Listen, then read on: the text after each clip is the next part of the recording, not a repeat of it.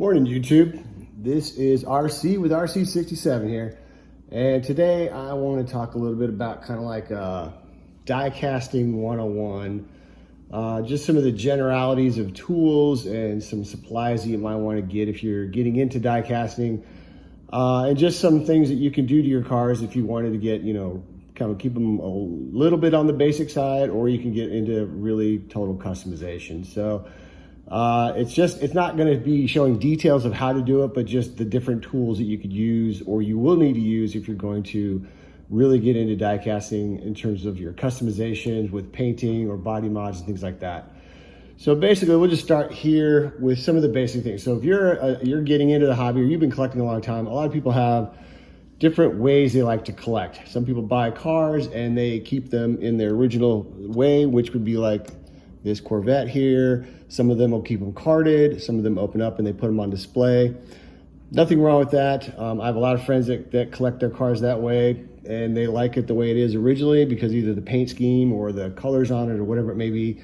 And this is how they want to collect it, and this is how they like to keep it. And again, nothing wrong with that. There's no right or wrong way to collect die casts and work in the hobby. It's really whatever you want to do in the hobby. That's what makes it so great. Then if you really wanted to get a little bit fancier, this is a Chevelle I took. And what I did with this car is you're going to need a drill, which is right here. You need a drill, and you're going to need some drill bits right there. And what I did was I drilled into these little ports on the bottom of the car, popped the base off. I take these wheels off and I put these wheels on there. These are rubber tires, so these were the Real Rider tires. And then I took it a step further. It had some decals or tampering on the side here. And I didn't like that. To me, it didn't look like a real muscle car. The car, the way it is with this yellow and the black striping, is the way I liked it. I thought it would be a really cool muscle car, a car that you would actually see maybe driving on the street or in a car show. What I did to remove the tampering is you take a Q-tip and you take a little bit of nail polish remover with a little bit of acetone, and you dip the Q-tip in the acetone, and you just slowly rub the decal off, and there it just allows you to have the color of the car. Don't push real hard on it, just go real lightly, and it'll slowly come off, and then just wipe it. And then I take a little bit of car polish and just wipe it up, and it gives it a nice shine. So this is another level you can take if you want to get into die casting. Very simple. This is about maybe a 10 or 15 minute job working on a car. So you just remove the base, pick out a new set of wheels, remove the tampering, put it back together, and you're done. So about 10 minutes there. Then you can get into changing colors of the car and getting a little bit more detailed. So these two cars here, you guys have seen this on my videos before. These are cars I made from the American Graffiti Show. Really simple though, one color change. Not any aggressive body mods or anything like that, just a color change. So this one was painted in a flat black. Again, you take the base off by drilling into these little two bottom parts on the car, pop the base off, replace your wheels with a set of Real Riders, pick the color you want to paint it, spray painted that color, snap it back together, and there you go. Same thing with this one here. I drilled out the little heads on the bottom here, popped it off, painted it a different color, put the wheels and tires on it, snapped it back together, and there you go. So this is a little bit more advanced. The tools you're gonna need for this, obviously, is your drill with your drill bits. You're gonna need a paint stripper. You're gonna need some sandpaper if you have to do any type of sanding on the body because of the casting lines. Maybe some files or some really bad filing and things like that.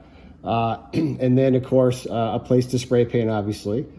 And then a quick coat of clear on it, and then you snap them back together. Pretty basic, not a lot of work goes into them. I think these two cars, each one of these probably maybe has about 2 to 3 hours worth of work into them. So not too crazy, not a lot of labor intensive into it, but a nice little addition there. Then if you really want to get in some body mods, this car here, this is a 34 coupe. This car actually had a chassis that had fender wells that came all the way over both wheels here. So this fender well here, and then there was one here. I cut that all up. And then of course the bottom of it was much wider, so I cut the bottom up as well. Again though, you still have to drill out the two little mushroom heads of the rivets on the bottom, snap the car apart, and then you have to start outlining what you want to modify on the car, okay? So this one had a couple pieces on it from various cars. I took out this aspect here of the car so that way you could expose the engine. So I put an engine in the front of this one. I took the wheel wells off of this. I trimmed the body back, and I trimmed the frame of the car, or the base of the car, if you will. And then this one required a little more a little bit more labor intensity. So I had to file a bunch of stuff down because I didn't want that on the car. There was a little, like a sunroof, if you will, on the top of the car. I filed that off. And I took a lot of the lines off of the car too, just because I didn't like the lines that were on there. So I made it a little bit more streamlined. This one was a little bit more labor intensive. Again, I needed a drill, you need your drill bits, you need your files, you need sandpaper, you need the paint colors that you want to paint it, and so forth, like that one. That probably has about 7 hours of work into it. So a little bit more labor intensive. And then if you really wanted to get into a lot of modifications, this car here has a lot of modifications. So this was a Baja Bug I made, and a ton of mods on this car. So took it all apart. I cut the body up on both ends, refilled some of the areas on both the front and the back of the car, pulled the bottom of the chassis off, fabricated suspension for both the front and the back wheel so it sits higher. Had to fabricate a front bull bar there in the front here, as well as this little grille with headlights, okay? And then around the back here, put a little engine on the back with a little bit of a stinger pipe coming out of the back for the exhaust. So this car was a little bit more labor intensive in terms of like what I had to do to it to get it to where I wanted it.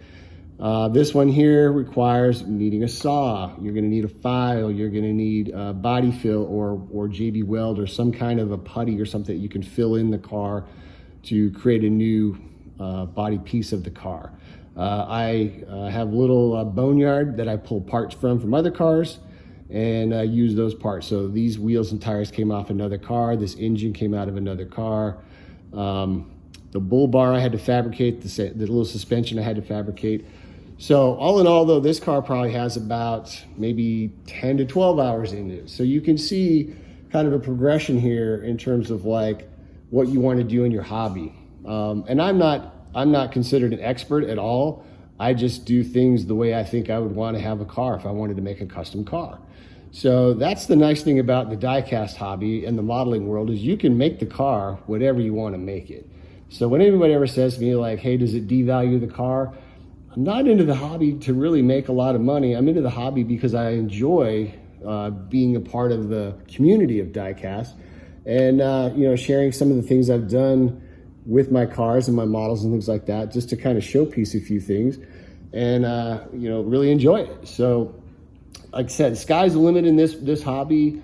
It's whatever you want to make of it. If you want to keep your cars really clean and do nothing to them because you like them the way they look, that is perfectly fine. If you want to cut it up and modify it and make it a really cool apocalyptic car or a Baja car or whatever you want to make it, I think that's awesome too. So that's the beauty of the hobby, is there's so many different things you can do in the hobby and so many different things you can do to enjoy the hobby. So, but anyways, if you would like, comment, or subscribe. I hope you guys enjoyed the video here.